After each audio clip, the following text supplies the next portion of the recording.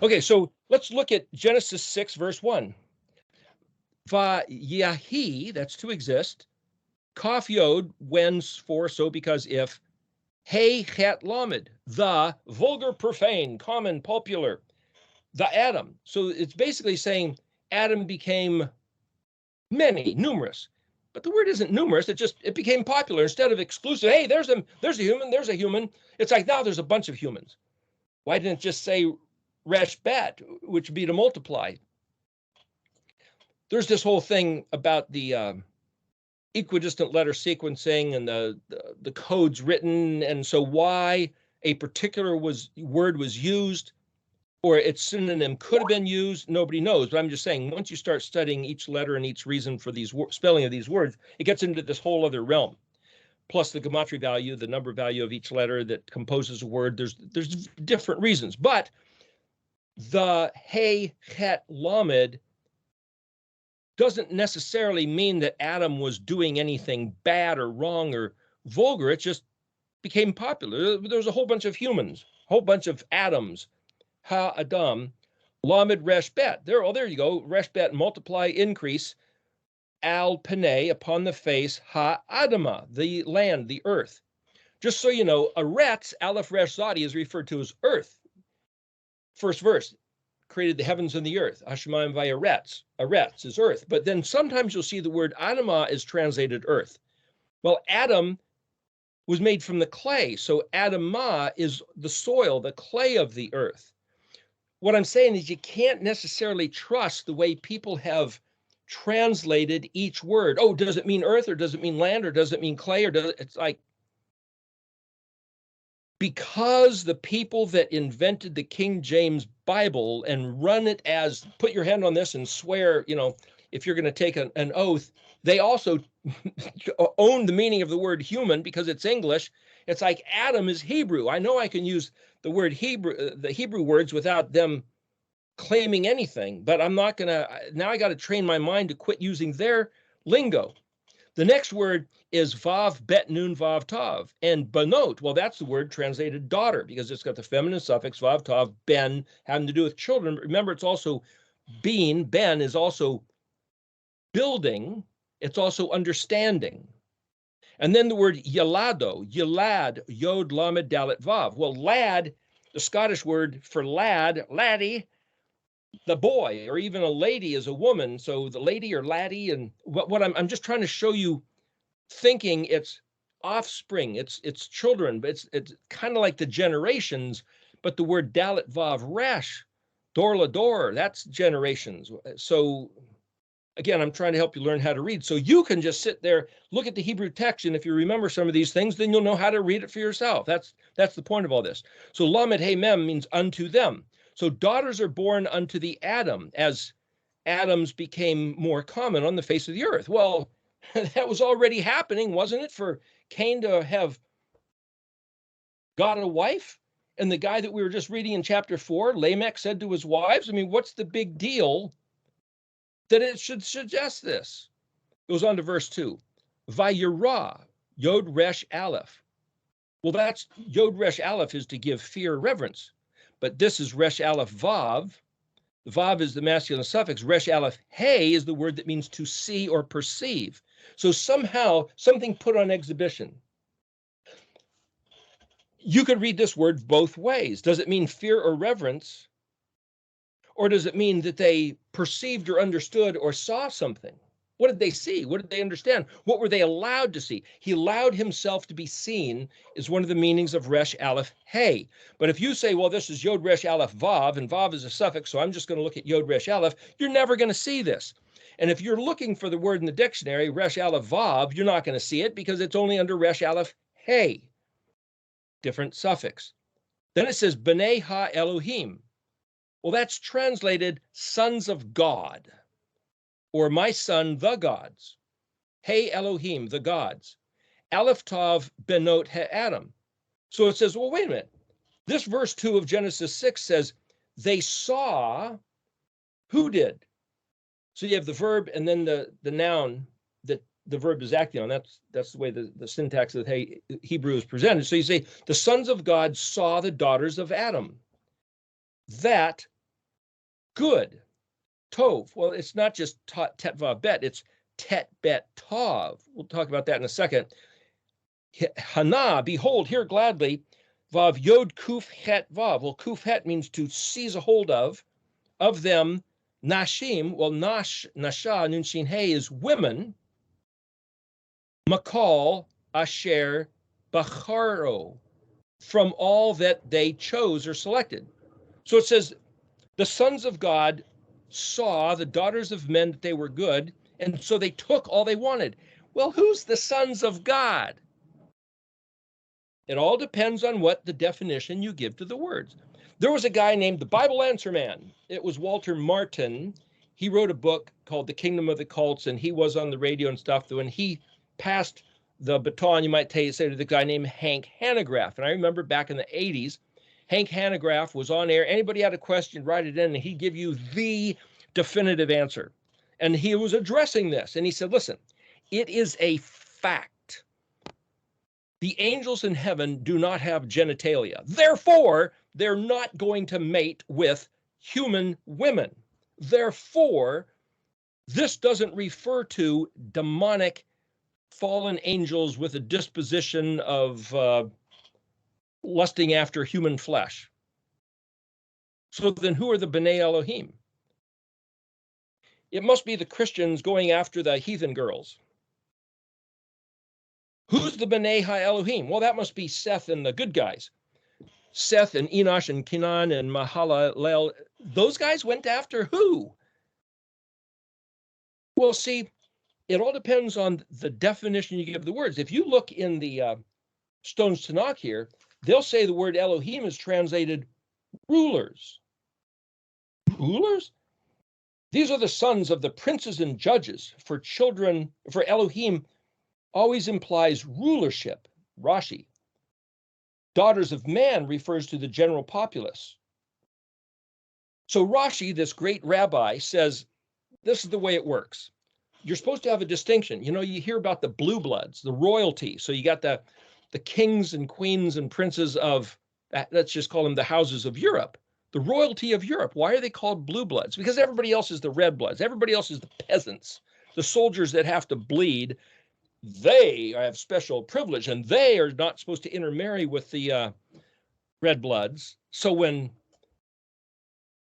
the Prince of England somewhat recently married with that American divorced girl who was a peasant, it's like, what? Scandal! No, wait a second. Who cares? You're not supposed to do that. They have their rules. The royal houses of Europe, which include Russia, that they are not allowed to blend with the red-blooded, menial, boorish, ignorant peasants. They're the privilege of kings. Well, where did they come up with that? I don't know, because I don't learn their stuff. Their stuff was taught to them growing up. You have to be kept pure.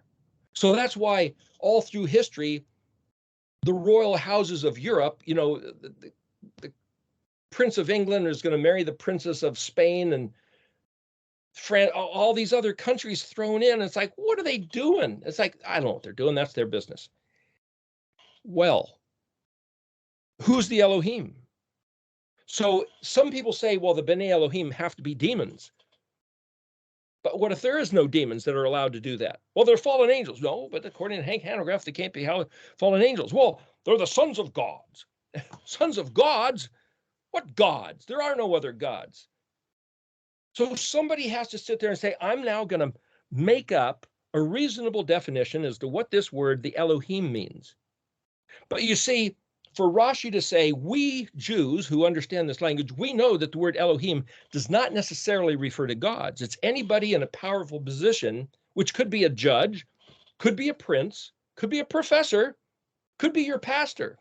It's somebody placed with responsibility. And the word Aleph Lamed Hey means these. It also means to deify. It's pronounced Allah. And then the Yod Mem is the plural. Well, the only people that refer to Allah as God would be the Islamic folks, and they're not going to tell you there's more than one. So what? It's like, This is the problem with the language. What does it say? What does it mean? And the people that are running the definitions of words, what are they telling you it means? Now, it just so happens you can see some movies. I think Indiana Jones Crystal Skull thing had these conehead space alien type of guys in a cave, in these thrones and elongated skulls. And it's like stupid Hollywood movies. And it's like, wait a minute. That was down in South America. And in Peru, in some museums, you will find elongated skulls. It's like, yeah, everybody knows. I remember as a kid, you read National Geographic, and these African people think that looks real cool, that it makes them look smarter or more beautiful. So when they're babies, when their bones of their skull is soft, they'll wrap them tightly and, elongate the skull. It's just a beauty thing. So some people think that tattoos are interesting, or, piercings and carvings and whatever. Well, what about the pictures of elongated skulls? And what about somebody like Nefertiti, this Egyptian queen that supposedly, well, she just had a hat that looked, big, and different people have, dreadlock hairdos that look like that. And it's like, wait a minute, there's something else they're not telling us. There's a bunch of elongated skulls that have been found, even in America, in the Rocky Mountains, and some of them still have red hair. They're known as the red-haired giants. Well, giants, 7, 8, 9 feet tall. Yeah, or maybe 15 or 16, or maybe 30, or it's like 30 feet tall. Read the book of Jasher. Some of Jasher, I'm not saying I believe it, but some of them are as big as a pine tree, 100 feet, 200, 400 feet tall. Come on, is that even possible? Oh, now you're asking what Elohim might have made. What did he make? What might he have made? What can he make? What did he make? Well, now we got to go back to the beginning and go, well, what did he make? Getting there. It's in Genesis 6. The Smithsonian Institution of the United States has made it their business over the last century to gather up every single artifact of a giant and hide it, lock it up, kind of like in the basement of the Vatican are all kinds of stuff that nobody's allowed to see. In the Smithsonian, there's all kinds of stuff nobody's allowed to see. Why? I mean, there's a leg bone 6 feet long, a femur. How big do you think that guy was? A little bigger than 12 feet.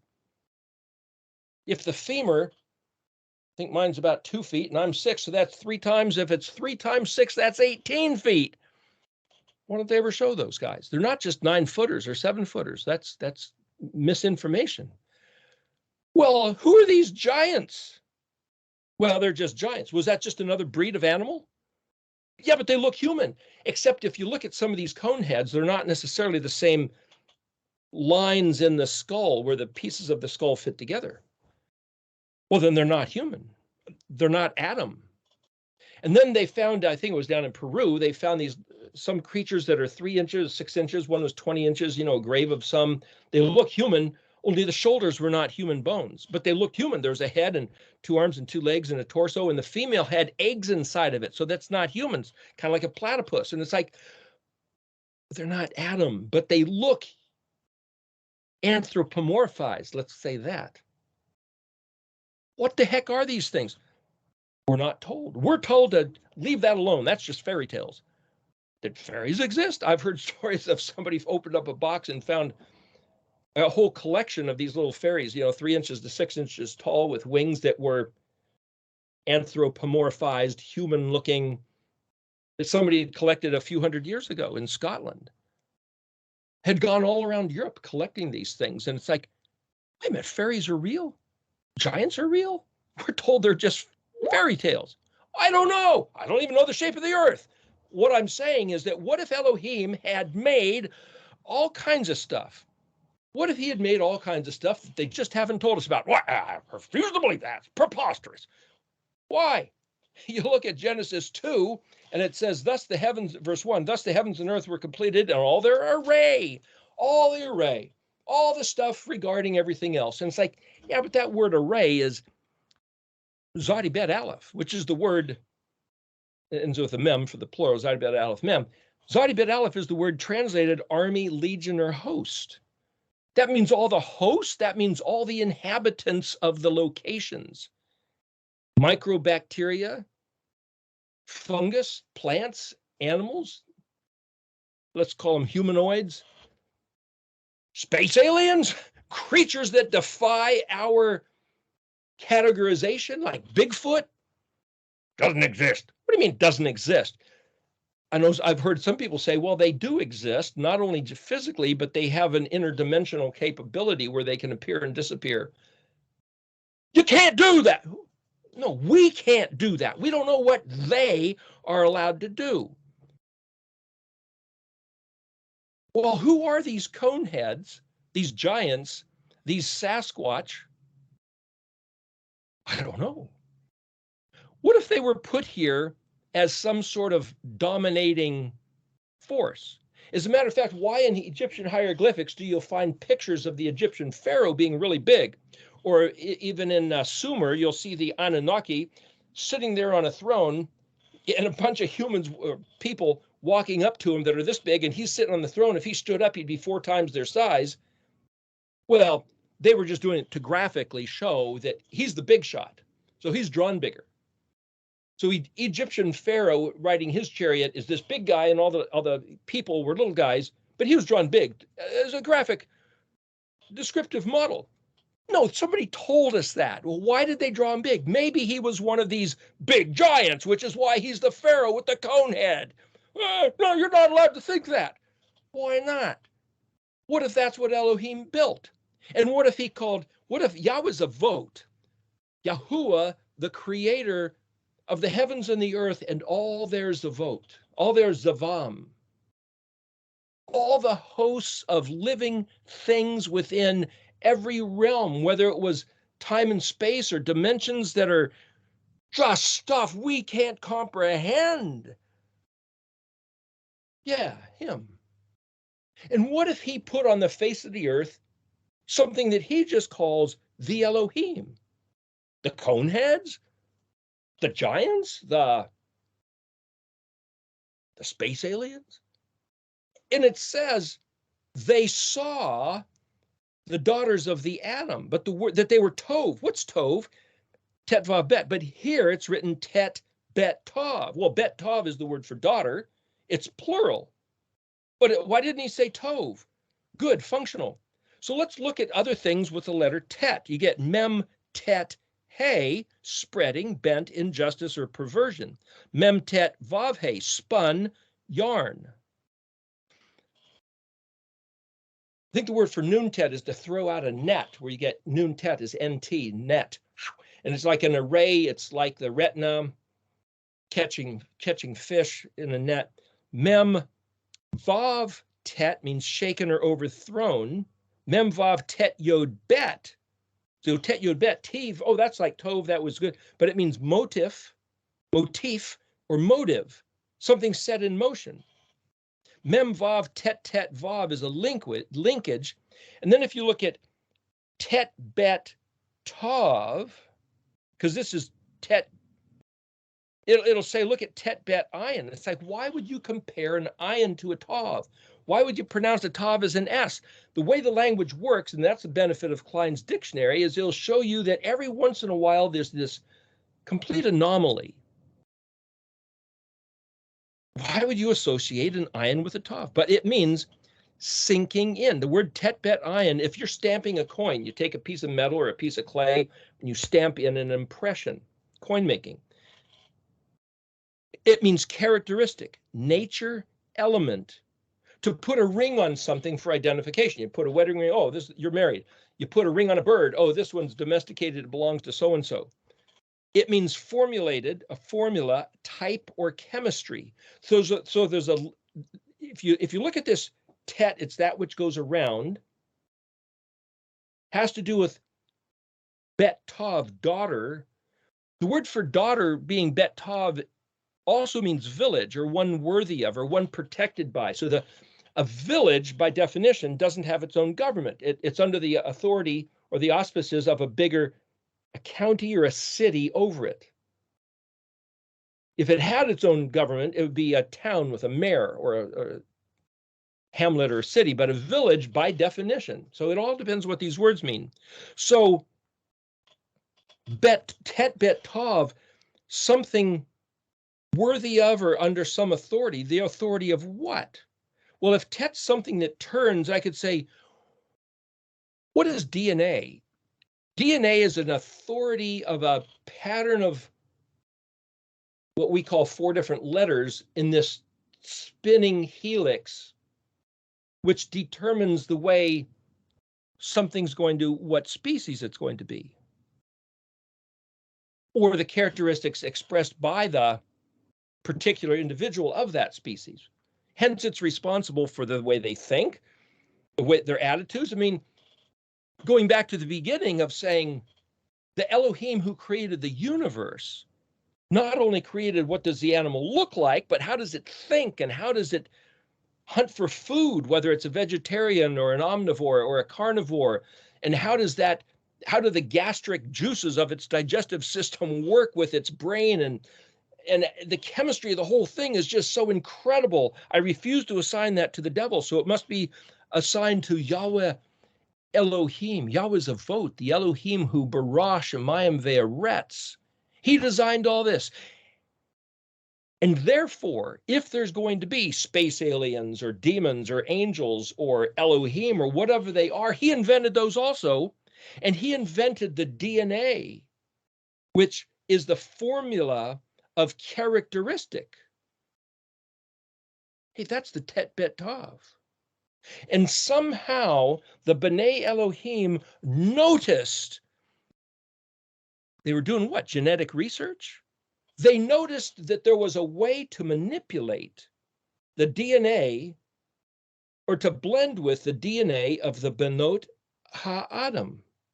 So for Hank Hanegraaff to say, they can't do that, they don't have the physical apparatus. It's like, they wouldn't necessarily need the physical apparatus. They just had to figure out within the structure, within the confines of what Elohim had built, that there's a way to do something. And whether or not it was physical or whether it was scientific, I don't know. But the point is, what it says here is that there is these creatures called B'nai Elohim, and that there's these other beings called Benot HaAdam, and somehow the B'nai Elohim figured out how to mess with the DNA. So they seized the daughters of man, of all they chose. And then, verse 3, Vayomer Yahweh lo yedon ruachi ba'adam leolam. Yahweh said, well, okay, Yahweh, that's Yod Vav He, but you see, Yod Vav He means he who causes it to exist.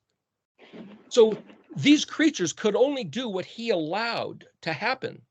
So for us to say, hey, how can they do that? How do they get away with that? How can they travel interdimensionally from other galaxies? And it's like, whatever exists, Yahweh built it.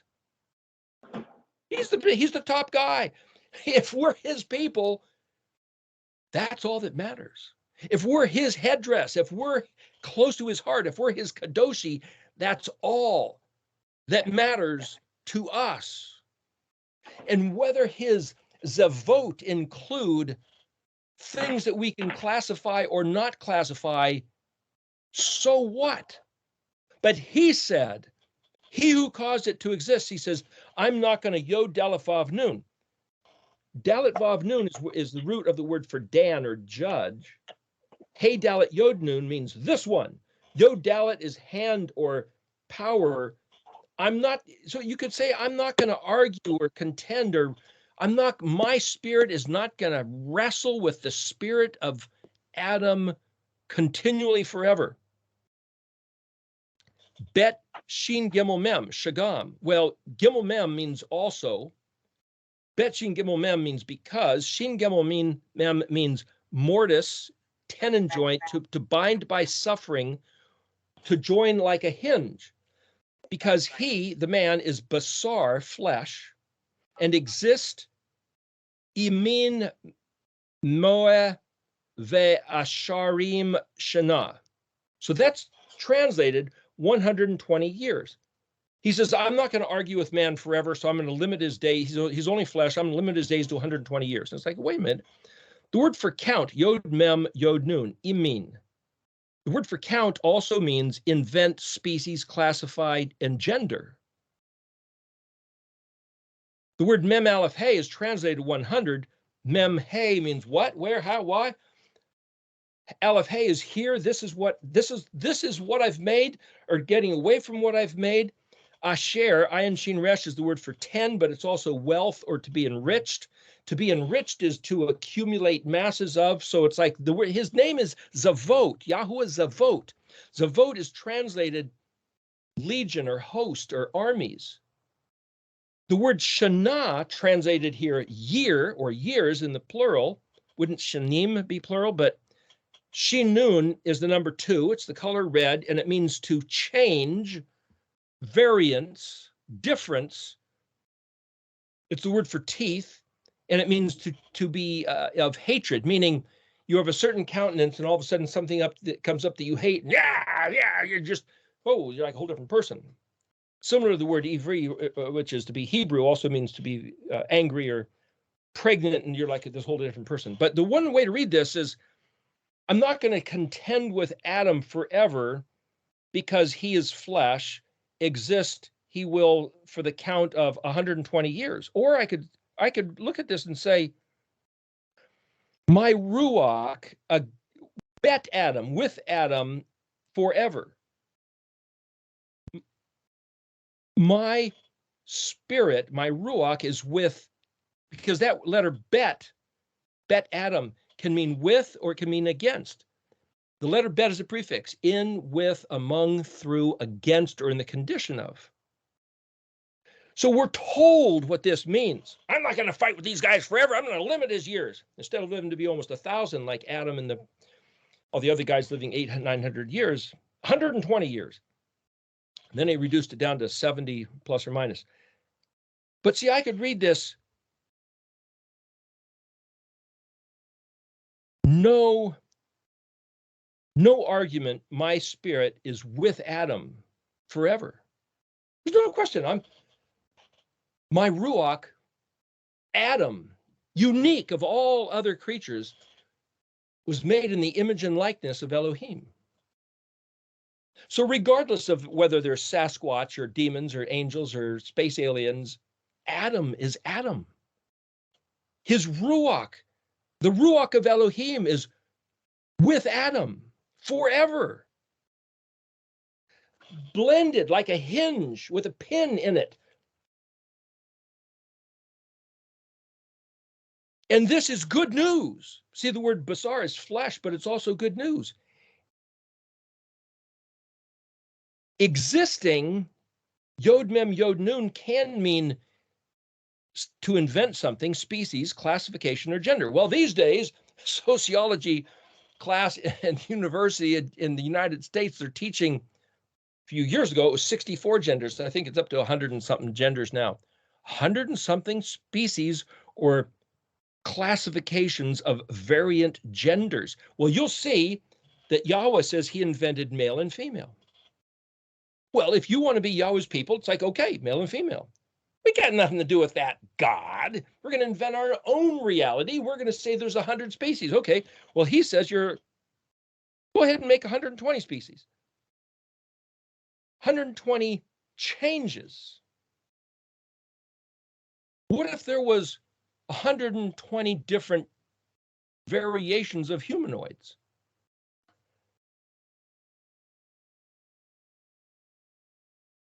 How do I know what I'm reading? And then verse 4, it says, the Nephilim. Now the word Nephilim, nun pe lamed yod mem plural, nun pe lamed, nun is a prefix. Pe lamed, that's the word paleo, wonderful, astounding, marvelous. For something to be wonderful is to look at it and go, what the heck? I don't get it. I don't comprehend it. It's beyond my ability to determine. Until somebody determines it and we get an assessment of what's going on, it's beyond the scope of my calibration. Nephilim. What it also means, Pelamed, means downfall and ruin. So I could say Ha Nephilim is the ones that brought about the downfall and ruin.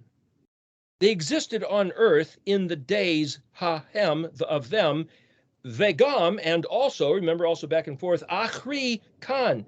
The word achar, as in Elohim acharim, means future, next, different, strange, other. Kan, kaf, nun is, yes, so truly, asher yavo beni ha-Elohim el benot ha-adam ve'yaladot lahem hama ha-geborim ashar meolam anoshi Hashem. Okay, here.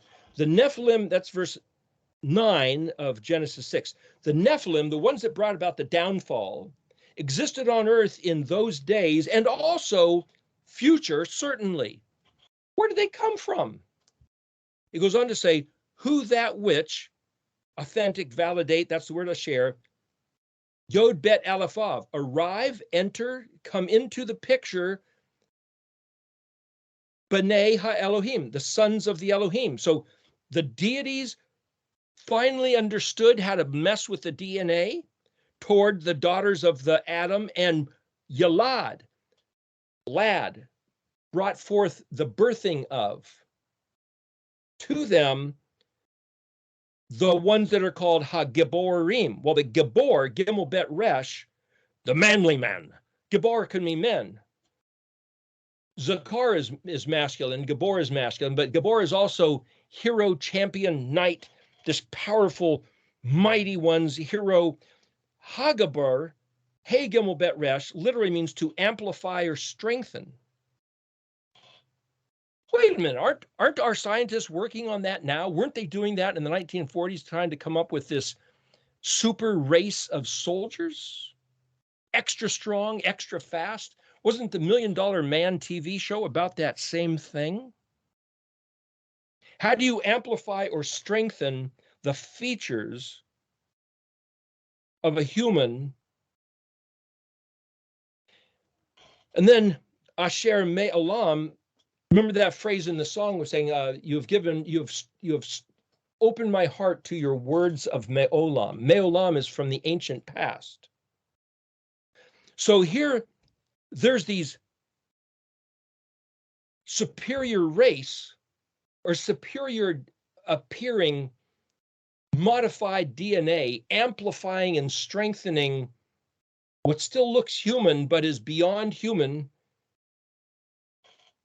And it's something from the ancient past. There's two more words here. It says Aleph Nun Shin Yod and then Hey Shin Mem. Well, Shin Mem, that's the word name, the name. Okay. But the word, no, see, if you think you know a certain word like Shem, oh, that means name. It's like, wait a minute, just look at that some more. Name, it also means put there, placed, assessment, assignment, reassignment. Then you look at another prefix letter, Nun Shin Mem. This is Hey Shin Mem. Look at Nun Shin Mem. It means to breathe or soul or the vital spirit. There's something about the essence of the soul of, so there's this other word, Anashi, Aleph Nun Shin Yod. If Aleph is the prefix letter, I will, Nun Shin Yod means forget or oblivion. It's also the word for womanly or a debt. It's like you borrow money from somebody and say, oh, yeah, I forgot about that. Or what is it about a woman that they just forget things? How convenient. It's like, that's not my insult. It's what it says. They're built a certain way to have other concerns, or I'm just saying that the word for woman, for to take on a debt, to forget or just throw into oblivion, but anash also means to humanize, weak, sick, and anthropomorphize. Wait a minute. If we go back to Adam and Seth and Enosh, like I went through in the beginning, those first three names, it means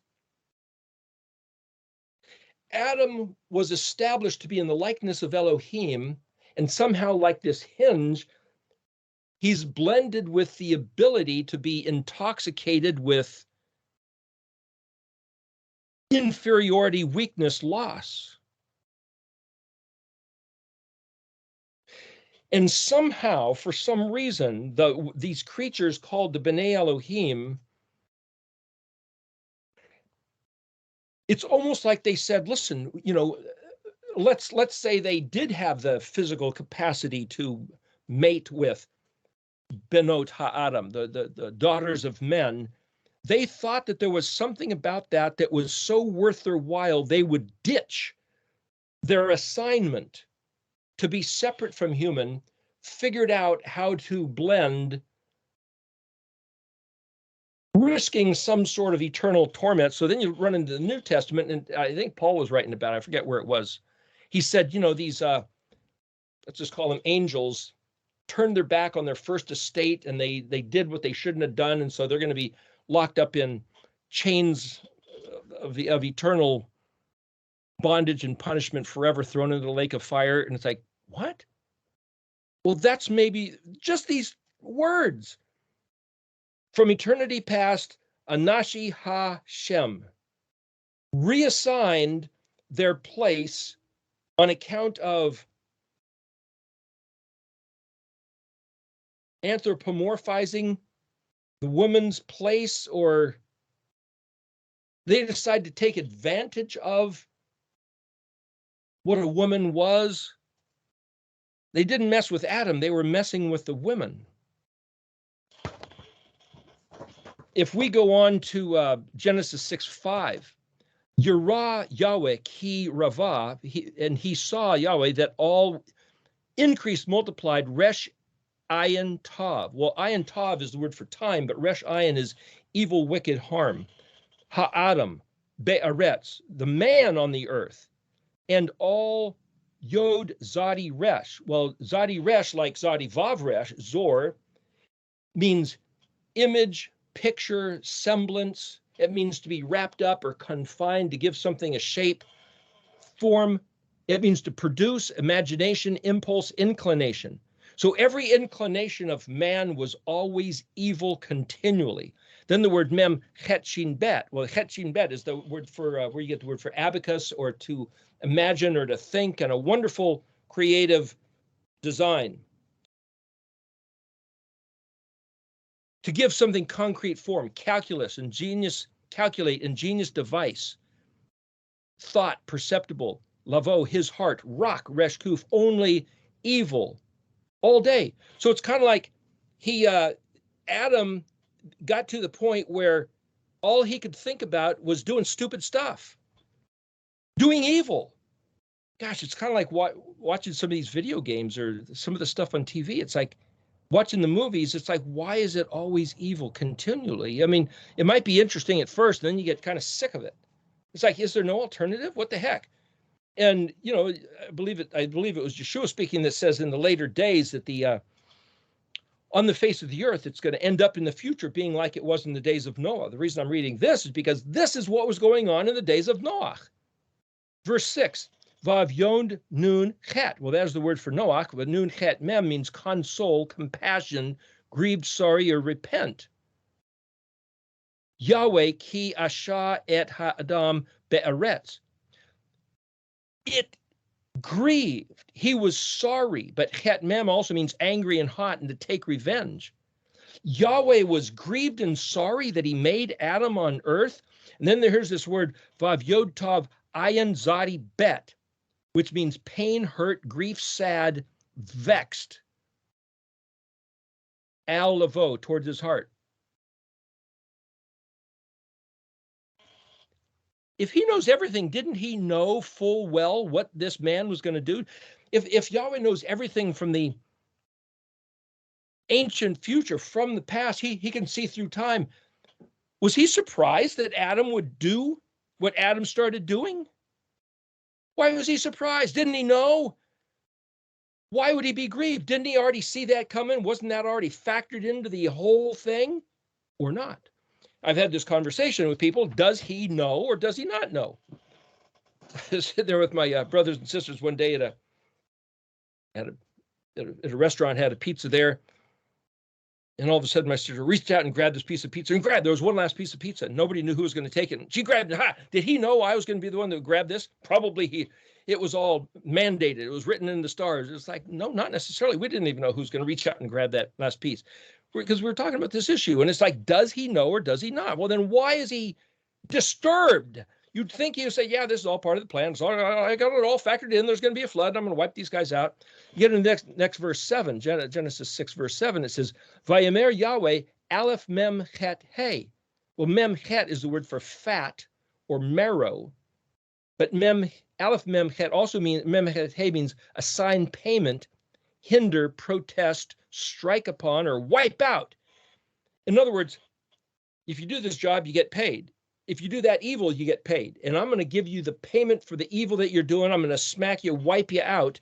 The Adam that I have created from upon the face of the land, Adam.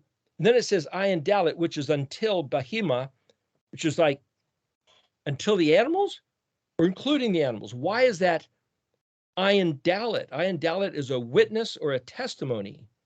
I'm going to wipe out Adam from the face of the land, witnessed by the animals, and witnessed by the Ramash, which would be the reptiles, and witnessed by the Uf, which is the birds, and witnessed and of the heavens, because ki nun chet mem tav yod. Tav yod means I have or I will. So nun chet mem is the same word that he used previously, Aleph mem chet. This is nun. Oh, that's a different word. Anyway, it means I will console myself. Nacham is to bring comfort and mercy. I will console myself for having made them. And then the last verse there, verse 8, says, Venoch matzachen be'ayini Yahweh. But Noah found grace, chet nun, in the eyes of Yahuwah. How or why did Noah find grace? So here Yahweh looks at humans, Adam, and he regrets ever having made them. And he said, I'm going to destroy them all. Not only the men, I'm going to, the humans, the Adams, I'm going to destroy all the animals and the reptiles and the birds. And with them go the Nephilim, the Elohim, though it's possible for them to come back later. But Noch, interesting, Nun Het found Het Nun. Play on words, the opposite spelling. Nun Het, Het Nun. This whole subject of conversation, of studying this language, has to do with how did Noah do that? Well, what was it that got Elohim ticked off? Going back to what I was talking about in the very beginning, if I looked at the meanings of the 10 names, Kuf Yod Nun Nun, the master builder and possessor, passionate with involved interest, obsessed, not willing to share or mix his brilliance with any other. Kadosh, not halal. The priests of Israel were blending later years, not discriminating between the kadosh and the halal. Yahuwah's main interest in having Israel is to have Israel be the herald, be the testimony of his particular grandeur, unique and separate, kadosh, from all the other Elohim Achrim. The problem with what I see going on with what I would call the church of the last 2,000 years, well, why does this, jump in subject, why does this world exist? Going back to Jim Holt's book. You think Elohim just decided, hey, I'm bored being up here with everything being achad. I'm going to make some controversy. You want controversy? Here's some controversy. Here's a devil. So people say bet, being other, with, among, through, in, against, is the devil. Bet is the letter of the devil. A controversial agent. Something other. Okay? But Yeshua was other, yet he was achad. So he's singular with achad, but yet he's other. So to say, well, Jesus is God, it's like, yeah, he's other. He's bet.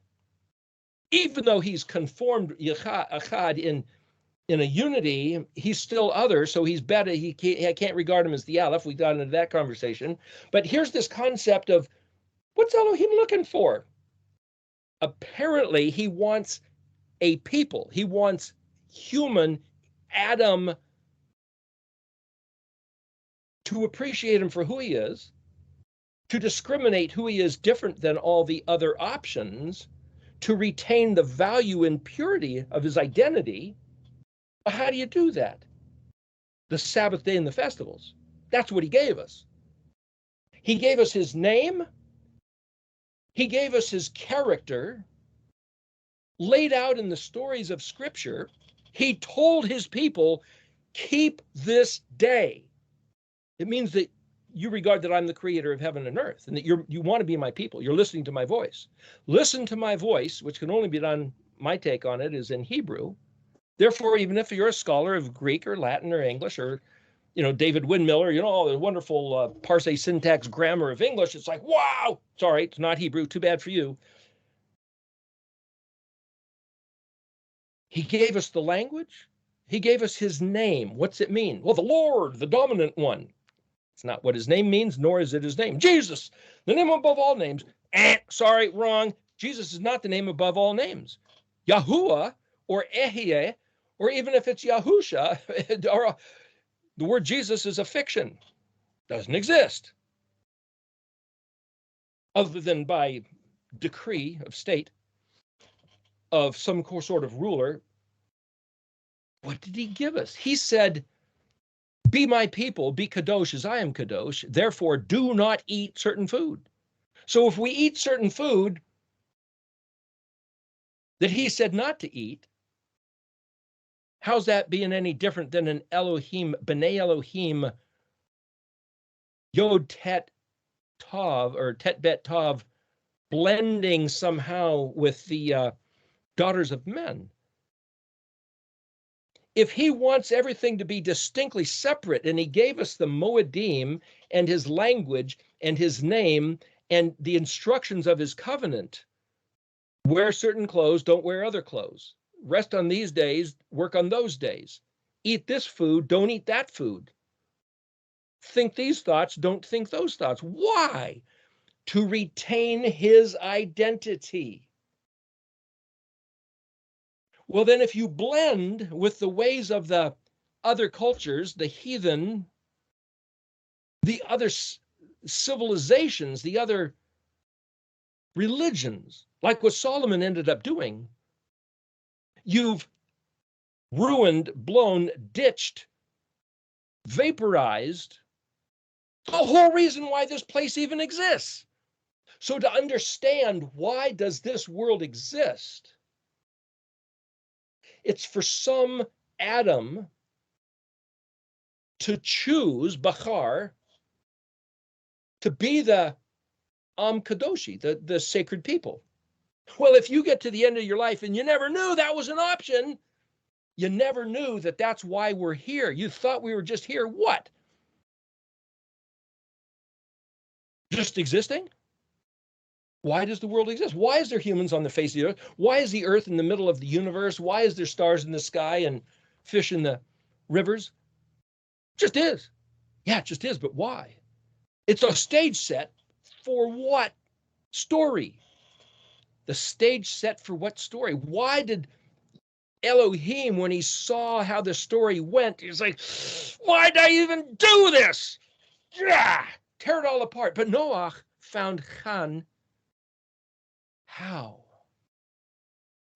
Why I'm bringing that up is because whatever Noah found, we ought to find like right now.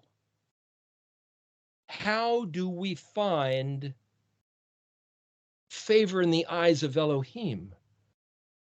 Well, Elohim says that he tests the heart. He plumbs the depths of atoms.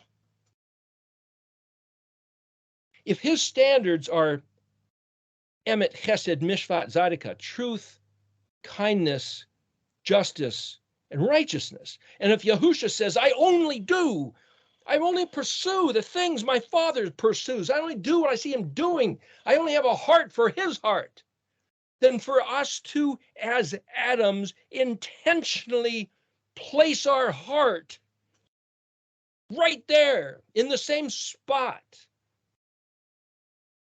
that's the answer.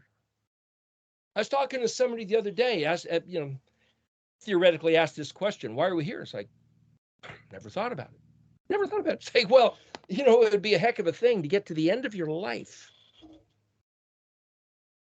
and realize, there was a purpose, but I never knew the purpose. Therefore, I failed to capitalize, to take advantage of the opportunity to fulfill the purpose. If you get to the end of even Yeshua said, what does it prosper? What does it gain a man if he accumulates the wealth that the whole world yet loses his own soul? It's a failure. To not realize that there's a purpose, a functional reason why are atoms allowed to walk the face of the earth for 70, 80 years, 100 years? Why? Why are we here?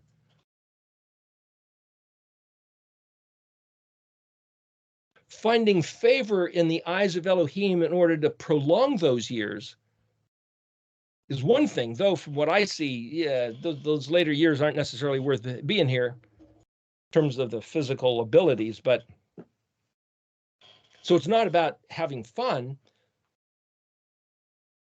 How do we satisfy his heart? So instead of him looking and having his heart be ayin, zadi, bet, pain, hurt, grief, sad, vexed,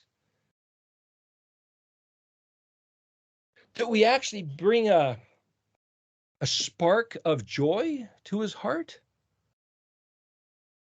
And then you see these verses where he said, his heart rejoices at the thought of returning his compassion and his blessing upon his people. But he can't until we turn to his ways. So what are his ways that we have to do? And you walk into some cathedral or into some sanctuary, and they might have beautiful music, they might have incredible architecture, they might have people singing and priests dressed in all these fancy robes, articulate liturgy. Is he impressed by that?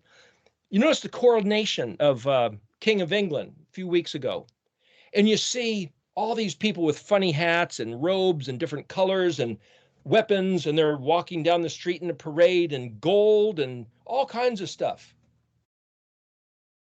You think he's impressed by that? You think that does his heart good? You see, say the Vatican in Rome on Easter Sunday, and you see all these cardinals and bishops and all the funny hats and the robes and all the accoutrements.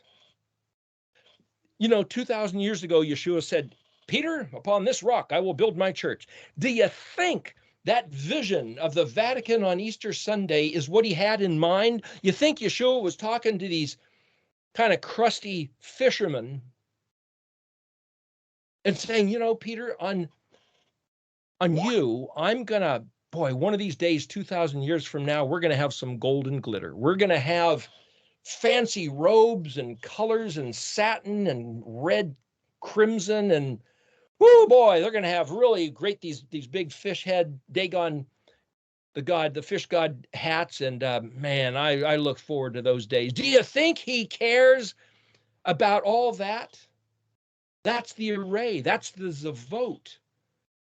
That's human zavot. For some reason, when you get the coronation of the king or the church in all its pomp and circumstance and glory and ritual, variations of the theme or where they find their expressive grandeur. Well, because Yahweh Zavot has found his expressive grandeur in variations of the theme. Why should we think, because somebody told us so, that there isn't anybody that looks human that isn't human?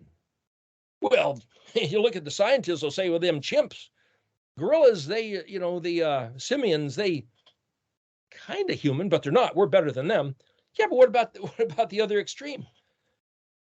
Sasquatch and space aliens, reptilians, or Nephilim, whatever they are. But we're Adam. They're not. And if you're Adam, your one and only obligation in life is to figure out how to get the hen be'ayini Yahweh. Matzah, find, mem, zadi, aleph. Mem is the place. Zadi is this flourishing, this sprout, this embellishment. Zadi Aleph means to go out. 5 minutes. You might say to find the grace in the eyes of Yahweh. In other words, how do you show yourself to be graceful? Hanani, my coquette little darling. Daisy, Hanan, charming, that he looks at with adoring favor. But this is also, how does Noah find how to pull favor down upon himself from Elohim? How do you do that? How do you Zadi Aleph the blossoming of his, you know where his heart wants to go, but because of the behavior of the Adam and the B'nai Elohim, he can't and won't.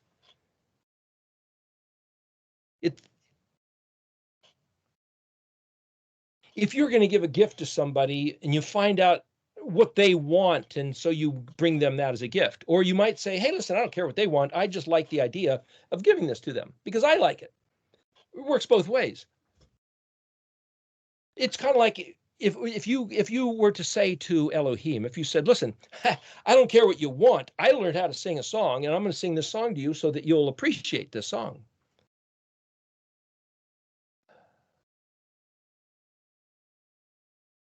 Let's call it a worship song. I don't care what you want. I heard that you want 10% of our income, so I'm going to take my tithe and I'm going to bring it to you and drop it in the offering plate. I hope you're watching me. See, I'm doing this, so now you owe me your favor. Does he? We're told that he does. Is that the way it works?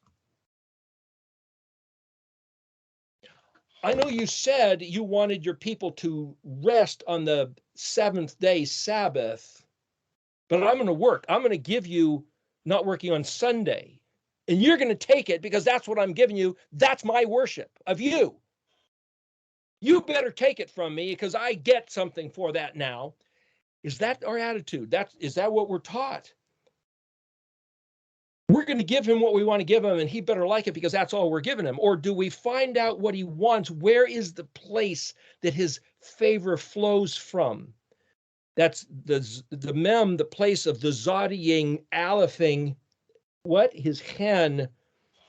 In his estimation, the word ayin, is to weigh carefully, balance exactly, determine precisely with this depth of understanding, like this deep spring that bubbles up into a fountain. All that is the word ayin.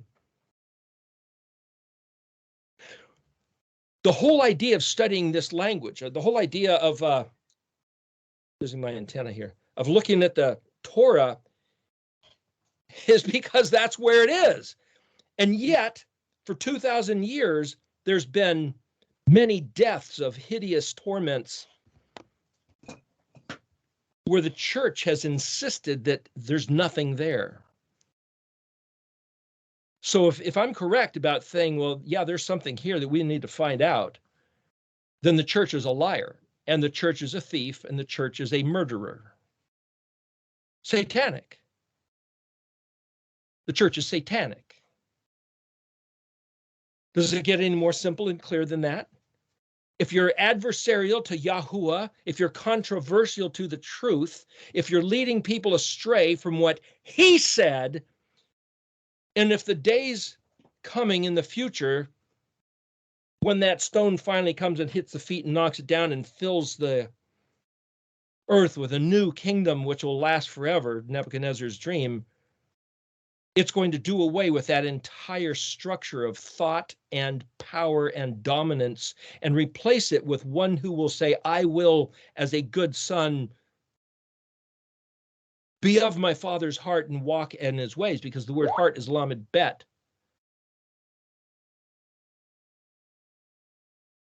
Aleph-Beit. Hey, bet, give. This here, give in love. Ahava, Aleph, Hey, Bet, Hey. Give from the heart that which is of the taught, trained, and domesticated of his house. Just blending of those words. Okay, looks like we're out of time, so there you go. Father, for another opportunity to get together and keep everybody safe again. I know I said it at the beginning, but bring more people to hear this message. In whose name I pray. Amen. That's the end of this show, and the after show shall be.